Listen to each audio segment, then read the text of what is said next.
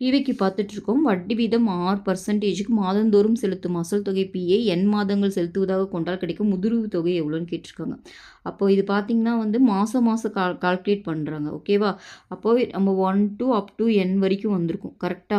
இதை n into n+1/2ன்ற formula தான் நம்ம கால்குலேட் பண்ணுவோம். இது கேபிட்டல் என்னன்னு போட்டுக்கலாம்.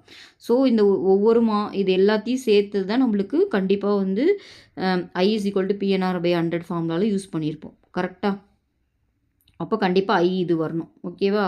அப்புறம் அதோட எப்பயுமே நம்மளுக்கு தெரியும் A = P+I தான் போடுவோம். ஓகேவா?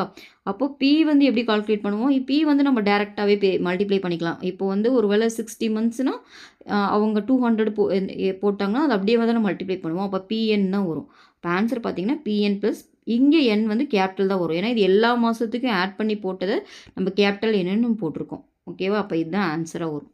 கரெக்டாக?